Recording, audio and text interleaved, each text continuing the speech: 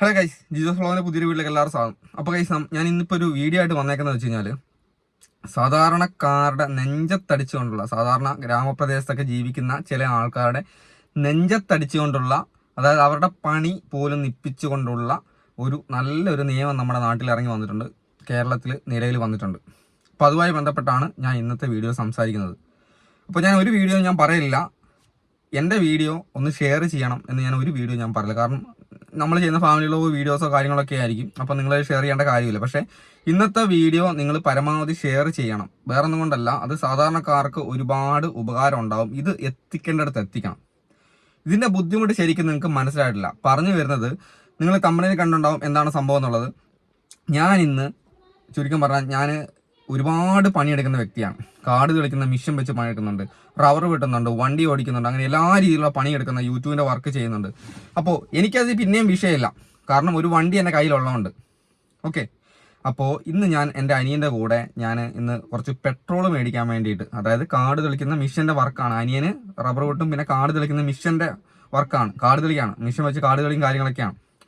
അപ്പോൾ കുറച്ച് പെട്രോൾ മേടിക്കാൻ വേണ്ടി നമ്മൾ പമ്പിൽ പോയ സമയത്ത്, ആദ്യത്തെ പമ്പിൽ പോയ സമയത്ത് അവർ പറഞ്ഞു തരാൻ പറ്റത്തില്ല, ഭയങ്കര സ്ട്രിക്റ്റ് ആണ്, നിയമം വന്നിട്ടുണ്ട്, കുപ്പിയിലോ നമ്മുടെ കന്നാസിലോ ഒന്നും നമുക്ക് പെട്രോൾ ഇനി കിട്ടത്തില്ല. ഓക്കെ, അതായത് പ്ലാസ്റ്റിക് കുപ്പിയിലോ നമ്മുടെ കന്നാസ് നമ്മൾ ഉണ്ടല്ലോ, നമ്മൾ പെട്രോളൊക്കെ മേടിക്കുന്ന കന്നാസിൻ്റെ അകത്തോ ഒന്നും ബാരലിനകത്തൊന്നും നമുക്കിനി പെട്രോൾ കിട്ടത്തില്ല. അപ്പോൾ ഞാൻ പറഞ്ഞു, ചേച്ചി ഞങ്ങൾ കാട് തെളിച്ചുകൊണ്ടിരിക്കുന്ന, ഞാൻ ഒരു ചേച്ചിയായിരുന്നു, ഞങ്ങൾ കാട് തെളിച്ചുകൊണ്ടിരിക്കുന്ന ആൾക്കാരാണ്. അപ്പോൾ ഞങ്ങൾ എങ്ങനെയാണ് ഈ കാട് തെളിക്കുന്നത്, ഇതിൻ്റെ അകത്ത് ഞങ്ങൾ എങ്ങനെയാണ് പിന്നെ മിഷീനും കൊണ്ടുപോയി വെണ്ണ ഒഴിക്കണ്ടേ, എന്താണ് വഴിയുള്ളത്? അപ്പോൾ അവർ പറഞ്ഞു, നിങ്ങൾ മിഷനും കൊണ്ട് വന്നു കഴിഞ്ഞാൽ, രസകരമായുള്ള മറുപടിയാണ് ഇവരുടെ. പക്ഷേ അവരെ മിഷനും കൊണ്ട് വന്നു കഴിഞ്ഞാൽ നമുക്ക് എന്ത് ചെയ്യാം, അതിൻ്റെ അകത്ത് നിങ്ങൾക്ക് എണ്ണ അടിച്ചു തരാം. അതായത് നമ്മുടെ വണ്ടി കൊണ്ട് നമ്മൾ കൊണ്ടുവന്ന് തുറന്ന് എണ്ണ അടിക്കുന്ന പോലെ തന്നെ കാട് കളിക്കുന്ന മിഷൻ്റെ അതിൻ്റെ അകത്ത് കൊണ്ടുവന്ന് നിങ്ങൾ എണ്ണ അടിച്ചു തരാം. അപ്പോൾ കഴിച്ച് ഞാൻ ചോദിക്കുന്നത്, ഞങ്ങളൊക്കെ പണിയെടുക്കുന്നത് അങ്ങ് മലയോര പ്രദേശത്താണ്, അതായത് ഒരുപാട് മേലെയാണ്, മലേൻ്റെ മുകളിലേക്ക് ആയിരിക്കും കാട് കളിക്കാൻ പോകുന്നത് അല്ലേ. ഒരു നേരത്തെ അന്നത്തിനോ നമ്മുടെ വലിയ സ്വർഗം കെട്ടിപ്പടുക്കാനോ അല്ലെങ്കിൽ വലിയ ബിസിനസ്സിന് വേണ്ടിയിട്ടോ അല്ല ഇത് ചെയ്യുന്നത്. അപ്പോൾ ഒരു നേരം പണിയെടുത്ത് ഓരോ വീട്ടിലത്തെ കാര്യങ്ങൾ നടത്താൻ വേണ്ടിയിട്ടാണ് നമ്മൾ ഈ പണിക്ക് പോകുന്നത് അല്ലേ. അപ്പോൾ അങ്ങ് മലേൻ്റെ മുകളിൽ പണിയെടുക്കുന്ന, അതായത് ഈ പെട്രോൾ പമ്പ് ഉള്ളിടത്തുനിന്ന് ഒരു 5-8 കിലോമീറ്റർ മലേൻ്റെ മുകളിൽ ഓഫ് റോഡൊക്കെ പോയിട്ട് അല്ലെങ്കിൽ മലേൻ്റെ മുകളിൽ കാട്ടിക്കയറി പണിയെടുക്കുന്ന നമ്മൾ ഒരു പ്രാവശ്യം 1 മണിക്കൂറാണ് നമുക്ക് ഏകദേശം ഒരു കാട് കളിക്കുന്ന മിഷീൻ്റെ അകത്ത് എണ്ണ കിട്ടുക. പണിയെടുക്കുന്ന ആൾക്കാർക്കറിയാം, കാട് കളിക്കുന്ന മിഷീൻ്റെ അകത്ത് എണ്ണ കിട്ടുന്നത് 1 മണിക്കൂർ കിട്ടും, അല്ലെങ്കിൽ 1.5 മണിക്കൂർ കിട്ടും. ആ 1.5 മണിക്കൂർ കഴിയുമ്പോൾ അല്ലെങ്കിൽ 1 മണിക്കൂർ കഴിയുമ്പോൾ നമ്മൾ ആ മിഷീൻ പൊക്കി പിടിച്ച് ഇത്രയും കിലോമീറ്റർ പിന്നെയും വണ്ടി എടുത്ത് വന്ന് നമ്മൾ എന്ത് ചെയ്യണം, ഇവിടെ വന്ന് പിന്നെ എണ്ണ അടിച്ച് പോകണം. ഒരു ദിവസം 1 മണിക്കൂർ പണിയെടുത്താൽ പോലോ, 6-7 മണിക്കൂർ കാട് തെളിക്കുന്ന മിഷീനകത്ത് പണിയെടുക്കുന്ന ആൾക്കാരാണ് കൂടുതലുള്ളത്. കാട് തെളിക്കുന്ന മിഷീൻ്റെ പോട്ടെ, അതേപോലെ തന്നെ അടുത്തതായിട്ട് വരുന്നത് നമ്മൾ മരം മുറിക്കുന്ന മിഷൻ. അതിൻ്റെ അകത്ത് എങ്ങനെ എണ്ണ ഒഴിക്കും? മരം മുറിക്കുന്ന മിഷീനകത്ത് എണ്ണ ഒഴിക്കണമെന്നുണ്ടെങ്കിൽ ബാരലിനകത്ത് കൊണ്ടായാലേ എണ്ണ ഒഴിക്കാൻ പറ്റത്തുള്ളൂ. അതേപോലെ തന്നെ അല്ലെങ്കിൽ ഏറ്റവും കുറഞ്ഞ് ഞാൻ പറയാം, ഒരാൾ വണ്ടി വഴിക്കായി, ഒരാളുടെ വണ്ടി പെട്ടെന്ന് ഒരു സ്ഥലത്ത് വഴിക്കായി, ഒരു ബൈക്ക് ആയിക്കോട്ടെ കാറായിക്കോട്ടെ, എണ്ണ തീർന്ന് വഴിക്കായി. പമ്പ് എന്ന് പറയുമ്പം ഏകദേശം ഒരു കിലോമീറ്റർ ഉള്ളിൽ പമ്പുണ്ട്. സാധാരണഗതിയിൽ ഞാനായാലും നിങ്ങളായാലും നിങ്ങൾ സൈഡിൽ കാണുന്നൊരു കുപ്പി എടുത്ത് പോകുക, അല്ലെങ്കിൽ ഒരു കടയിൽ നിന്ന് അടുത്ത കുപ്പിയിൽ, ഇപ്പോൾ ഈ അടുത്തൊരു നിയമം വന്നിട്ടുണ്ടെങ്കിൽ കുപ്പിനകത്ത് എണ്ണ കൊടുക്കരുത്. ഓക്കെ, കുപ്പി അതായത് സാധാരണ നമ്മുടെ മിനറൽ വാട്ടറിൻ്റെ കുപ്പിനകത്ത് എണ്ണ കൊടുക്കരുത് എന്നുള്ള നിയമം വന്നിട്ടുണ്ടായിരുന്നു. അപ്പോൾ അത് നമ്മൾ കുഴപ്പമില്ല, നമുക്ക് ബാരൽ മേടിക്കാം. നമ്മൾ കടയിൽ നിന്ന് അടുത്ത കടയിൽ നിന്ന് ബാരൽ മേടിച്ച് നമ്മൾ പോയി എണ്ണ മേടിച്ച് വരും അല്ലേ, ഒരു ക്യാൻ മേടിച്ച് എണ്ണ മേടിച്ച് വരും. എന്നിട്ട് നമ്മൾ വണ്ടിയിൽ ഒഴിക്കും. ആ ക്യാൻ്റെ പൈസ പോയി എന്നാലും കുഴപ്പമില്ല, കുപ്പിയിൽ എണ്ണ തരൂല, ക്യാൻ്റെ പൈസ പോയി എന്നാലും നമ്മൾ കഴിച്ചിലാവും, കുഴപ്പമില്ല, നമ്മളെങ്ങനെ രക്ഷപ്പെടും അന്നേരം തൽക്കാലത്തെ സാഹചര്യം. പക്ഷേ ഇതാദ്യം കിട്ടത്തില്ല.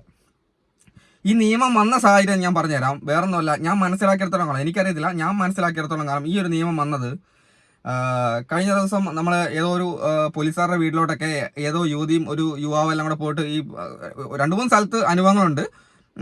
ഈ മറ്റേ നമ്മുടെ പ്ലാസ്റ്റിക് കുപ്പീൻ്റെ അകത്ത് പെട്രോൾ ബോംബ് ഉണ്ടാക്കിയിട്ട്, അതായത് പെട്രോൾ ഒഴിച്ച് അതിലൊരു ബോംബ് രീതിയിലാക്കി എറിഞ്ഞിട്ട് കത്തിച്ചു, ബൈക്കൊക്കെ കത്തിപ്പോയി. അങ്ങനത്തെ ഒരുപാട് വിഷയങ്ങൾ സംഭവിച്ചിട്ടുണ്ട് കേരളത്തിൽ ഈ അടുത്ത്.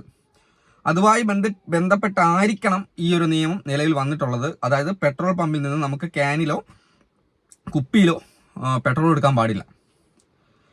അപ്പോൾ നിങ്ങൾ ആലോചിക്കേണ്ട ഒരു കാര്യം, എലീനെ പേടിച്ച് ഇല്ലം ചൂടാന്ന് കേട്ടിട്ടുണ്ട് അല്ലേ. ഒരു എലി ഉണ്ടെന്ന് വിചാരിച്ചിട്ട് എലീനെ പേടിച്ചിട്ട് ഇല്ലം ചുടുക, അതായത് ആ വീട് മൊത്തം കത്തിച്ചുള്ള എലീനെ കൊല്ലാൻ വേണ്ടി. അതാണ് ഇവിടെ സംഭവിച്ചേക്കുന്നത്. അപ്പോൾ നമുക്ക് പെട്ടെന്ന് ഒരു എണ്ണ മേടിക്കണം എന്നുണ്ടെങ്കിൽ, നമ്മൾ പണിയെടുക്കണമെങ്കിൽ എന്ത് ചെയ്യണം നിങ്ങൾ പറയണം. അതായത് എൻ്റെ അടുത്ത് ഓൾറെഡി വണ്ടി, അല്ല എൻ്റെ അനിയൻ്റെ അടുത്ത് വണ്ടി ഉള്ളതുകൊണ്ട് നമ്മൾ കഴിച്ചിലായെന്ന് പറയാം. കാരണം ഞങ്ങൾ എന്ത് എടുത്തു, ഞങ്ങൾക്ക് വേറെ വഴി, ഞങ്ങൾ തൊട്ടിൽപ്പാലത്ത് നമുക്ക് 3 പമ്പാണുള്ളത്, ആ 3 പമ്പിലും പോയി നമുക്ക് എണ്ണ കിട്ടിയില്ല. അതായത് ക്യാനകത്ത് അവിടെയുള്ള പണിക്കാരെ നമുക്ക് കുറ്റം പറഞ്ഞിട്ട് കാര്യമില്ല, ആരെയും കുറ്റം പറഞ്ഞിട്ട് കാര്യമില്ല. കാരണം അവർക്ക് അവരുടെ പണിയാണ് വരുന്നത്, അവരുടെ പമ്പിന് പ്രശ്നമുണ്ട്. ഈ ഒരു നിയമവുമായി ബന്ധപ്പെട്ട് അവർ വന്ന് ചെക്ക് ചെയ്തു എന്നും പറഞ്ഞു. CCTV കാര്യങ്ങളൊക്കെ ഇവരാരെങ്കിലും കൊടുത്തിട്ടുണ്ടോ എന്ന് അറിയാൻ വേണ്ടിയിട്ടാണ് CCTV ഒക്കെ ചെക്ക് ചെയ്ത് പോയി. അതുകൊണ്ട് അവർ പേടിച്ചിട്ട് അവരെ എണ്ണ തരൂല, അവരെ പണ്ട് കാലം അവരുടെ ജോലിയാണ്, അവരുടെ ജോലി പോകും, നിയമം പാലിക്കാൻ അവർ ബാധ്യസ്ഥരാണ്. പക്ഷേ ഞങ്ങളെ പോലെയുള്ള പണിക്കാർ എന്ത് ചെയ്യും? മിഷൻ വാൾ ഉപയോഗിക്കുന്ന ആൾക്കാർ, മിഷൻ വെച്ച് കാട് തെളിക്കുന്ന ആൾക്കാർ, പിന്നെ അതേപോലെ തന്നെ എണ്ണ ഒഴിച്ചിട്ട് അതായത് ഇപ്പം കൗവിനൊക്കെ മരുന്നടിക്കുന്ന സമയമാണ് നമ്മളെ സാധാ സ്ഥലത്ത്, അപ്പോൾ മരുന്നടിക്കുന്ന ആൾക്കാർ അവരൊക്കെ എന്ത് ചെയ്യും?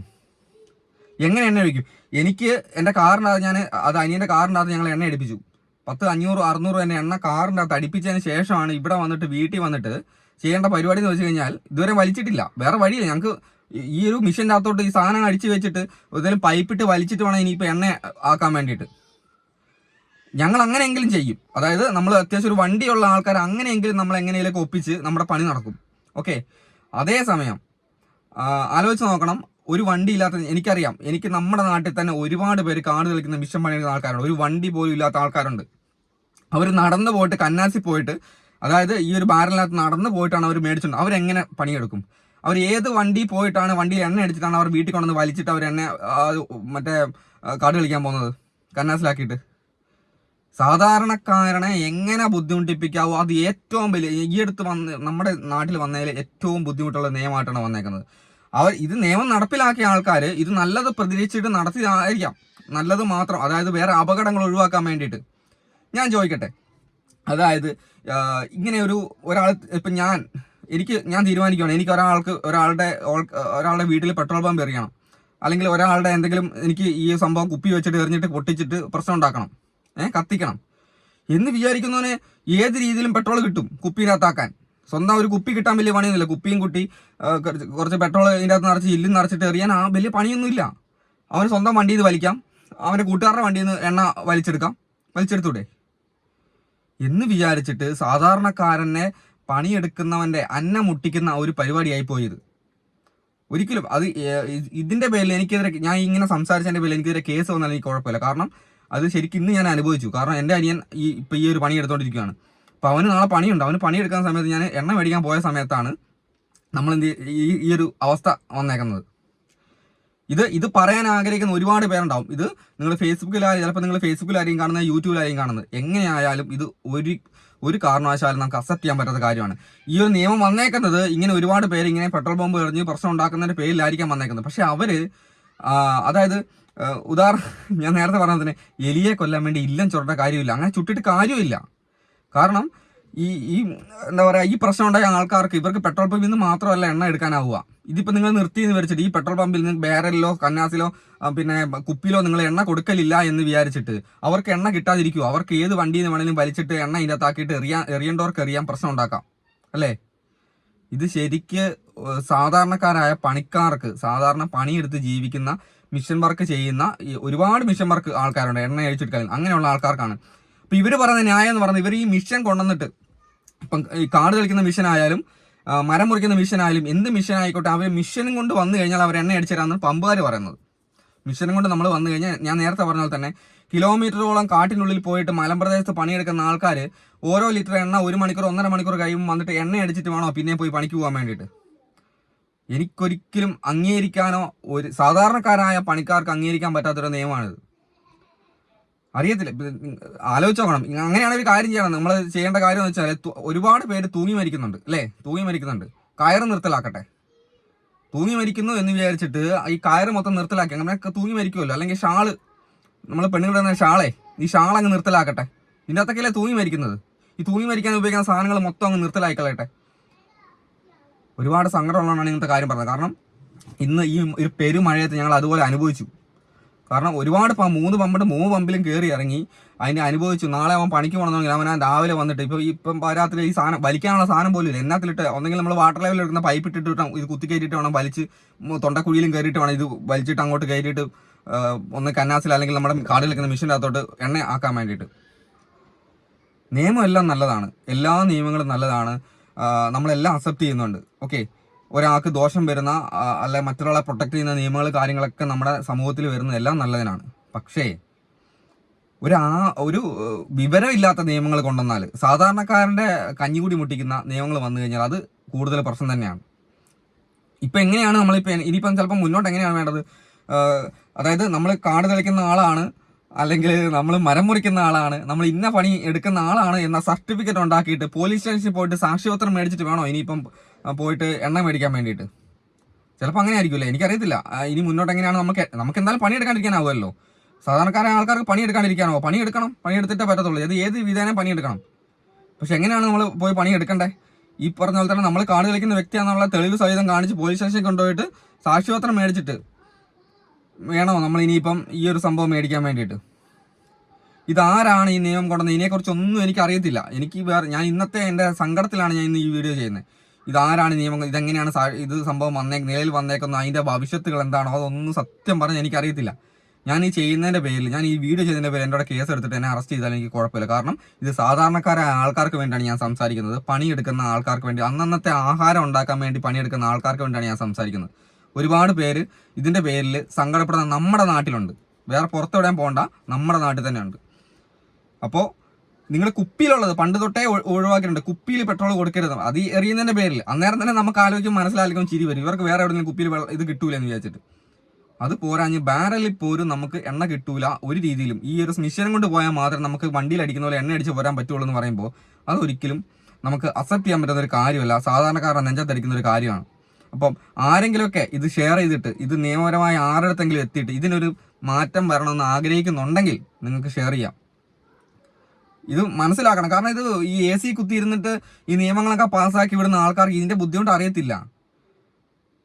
ഈ കൊലപാതകം ചെയ്യേണ്ട ആൾക്കാർ അവരെങ്ങനെയായാലും അവർ ചെയ്യും, അല്ലേ? പക്ഷെ അന്ന് വിചാരിച്ചിട്ട് മറ്റുള്ളവരെ ബുദ്ധിമുട്ടിപ്പിക്കാൻ നിൽക്കുന്നത് സാധാരണക്കാരായ ആൾക്കാർ കാല് പിടിച്ച് ഞാൻ പറയാണ്. അത് എങ്ങനെയും ഇത് എന്താണ് നിങ്ങൾക്ക് ഇതുകൊണ്ട് നിങ്ങൾ ഉദ്ദേശിക്കുന്നതിന് മനസ്സിലായില്ല. മണ്ടത്തരം മാത്രം നിയമങ്ങളാക്കി വെച്ച് കഴിഞ്ഞാൽ അതൊരിക്കലും പ്രാവർത്തികമാകുന്നൊരു കാര്യമല്ല. സാധാരണക്കാർക്ക് പണി കിട്ടുമെന്ന് മാത്രമേ ഉള്ളൂ.